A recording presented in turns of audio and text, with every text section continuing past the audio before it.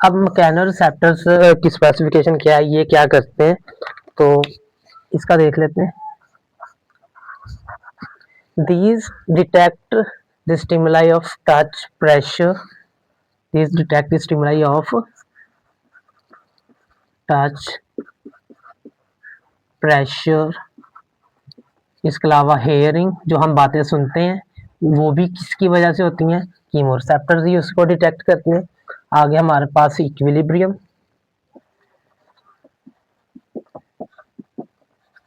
Equilibrium. अब मैकेनोरेसेप्टर्स का हमें पता है कि इसके नाम से ही मैकेनिकल से ये मैकेनोरेसेप्टर आया है कि जिसमें मोशन इन्वॉल्व होती है। अगर जैसे कि कहीं पे कोई प्रेशर अप्लाई किया है, ये भी हमें पता है मैकेनिकल फॉर्म है, प्रेशर भी, तो ये मैकेनोरेसेप्टर्स में आएगा। अगर हमने कोई टच, हमें पता हमने किसी चीज को टच किया है, वो इंफॉर्मेशन हमारे ब्रेन तक कौन लेकर जाएगा, मैकेनोरेसेप्टर्स लेकर जाएंगे। इसके अलावा हेयरिंग, हमने कुछ सुना है, तो हमने जो भी बात सुनी है वो इन्फॉर्मेशन हमारे ब्रेन तक कैसे जाएगी, मैकेनोरेसेप्टर्स ही उसे लेकर जाएंगे। ठीक है जी, इसकी एग्जांपल हमारे पास है,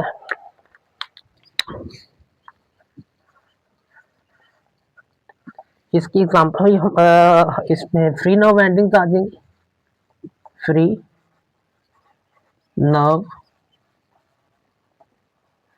फ्री नर्व एंडिंग्स।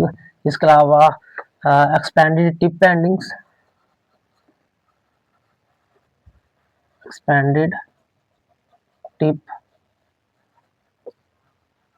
एंडिंग्स। ठीक है, इस क्लास की एंडिंग्स ये हमारी पूरी बॉडी के अंदर ये वाले मैकेनोरेसेप्टर्स जो हैं ये प्रेजेंट होते हैं, इसलिए हमारी पूरी बॉडी के ऊपर कहीं भी कोई टच होता है या कोई टच जैसी फीलिंग होती है, तो हमारे मैकेनोरेसेप्टर्स उस टच वाले स्टिमुलस को रिसीव करके ब्रेन को बता देते हैं अभी हमारी बॉडी के इस पार्ट में या इस जगह पर टच हुआ है, अभी किस चीज ने टच किया है।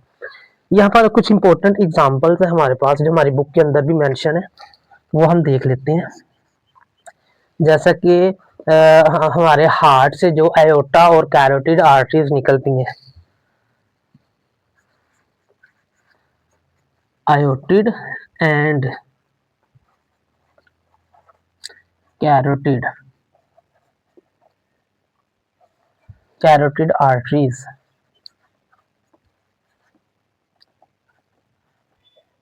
आर्टरीज। अब ये क्या करती हैं, ब्लड प्रेशर को रेगुलेट करती हैं। इनका क्या काम है, रेगुलेट ब्लड प्रेशर,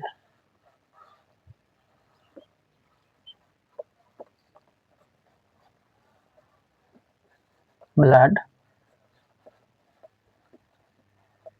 प्रेशर। अब ये कैसे रेगुलेट करती हैं ब्लड प्रेशर को, फॉर एग्जांपल ये देखें हमारे पास, ये हमारे पास हार्ट है, ये हार्ट है हमारे पास,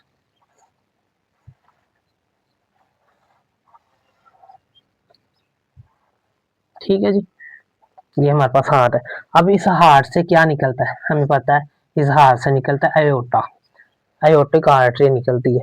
अब उस आयोटिक आर्टरी का काम क्या है, पूरी बॉडी के अंदर ब्लड, जो ऑक्सीजनेटेड ब्लड है, ऑक्सीजन वाला ब्लड, उस ब्लड को पूरी बॉडी के अंदर सप्लाई करना। अब इसी में से एक और निकलती है, यानी हम इसकी ब्रांचिंग कर लेते हैं।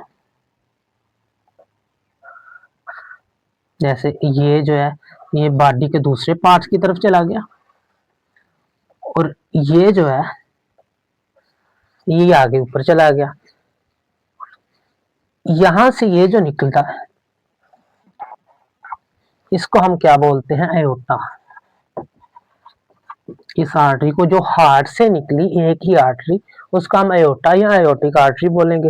लेकिन उसी से आगे एक और इसकी जो ब्रांच होती है उसको हम क्या बोलते हैं, yes, carotid arteries, carotid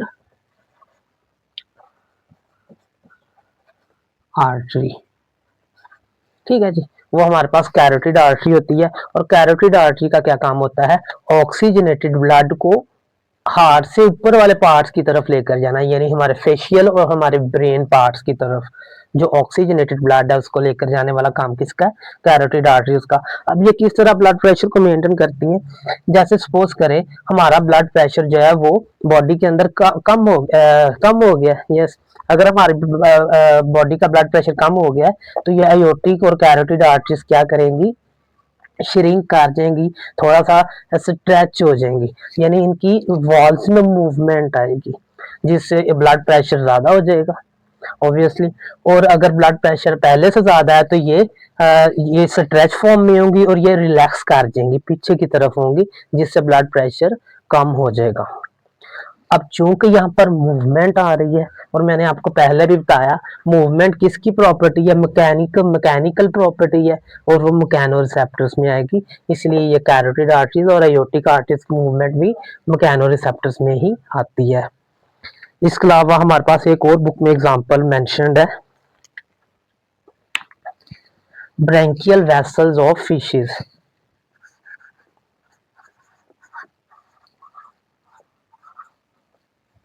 branchial vessels of fishes. अब ये ब्रैंकियल वेसल्स ऑफ फिशेस जो हैं ये भी सिमिलर तकरीबन ऐसे ही काम करती हैं। इनका काम क्या होता है कि फिशेस के अंदर जो उनके गिल्स हैं उन ऑक्सीजनेटेड ब्लड को गिल्स की तरफ या उससे अवे लेकर जाना, ये किसका काम है? ब्रैंकियल वेसल्स का। अब हमें पता है, और ये इसमें क्या होती है? रेस्पिरेशन परफॉर्म हो जाती है।